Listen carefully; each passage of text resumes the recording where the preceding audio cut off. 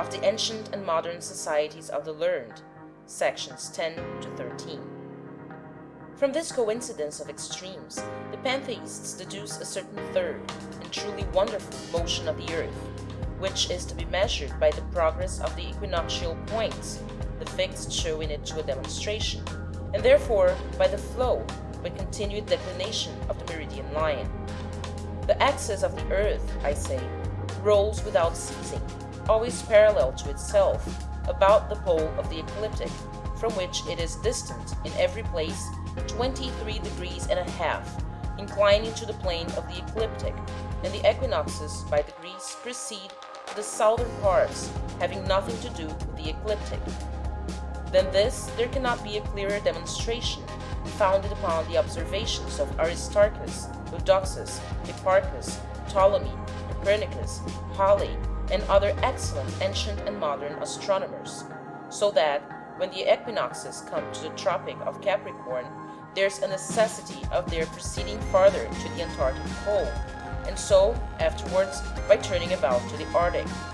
We Britons in reality are more remote now from the Arctic pole than in the time of Pytheas the Massilian, although the eighth sphere is at so great a distance from the earth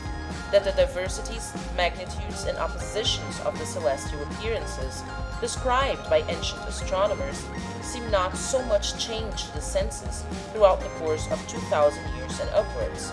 but that we have in effect come nearer to the Antarctic pole. Not only the seasons of the year, by little and little altered by the progress of the equinoxes, are a testimony,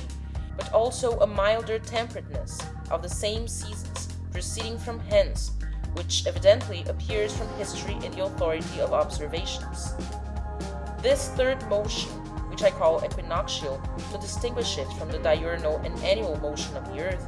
proceeding gradually from east to west, brings matters so to pass that the sphere, called the eighth, or the region of visible fixed stars, though immovable, might seem, nevertheless, to go from west to east, so that, whether the eighth sphere moves over the poles of the ecliptic in consequentia, or whether there is a progress of the equinoxes in antecedentia, the appearances will be the same,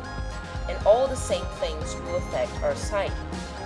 This phenomenon should be explained the same way as the other motions of the earth, formerly attributed to the sun and planets, and it must be rescued from the absurdities of prating cavillers, both which we have sufficiently acquitted ourselves of in the third book of Esoterics. As a natural consequence of this equinoctial motion, every particle of our globe,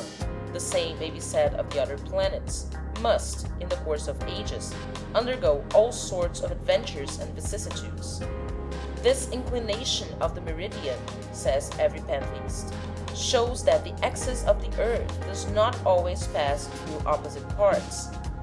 whence it comes to pass that by little and little, and insensibly different and different regions are placed under the axis, and the inhabitants of the zone, now frigid, are brought back and turned to the equinoctial line,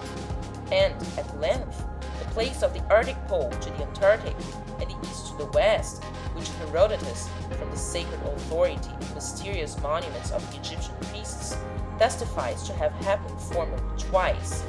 That is, the sun sets where it now rises, and rises as often where it now sets.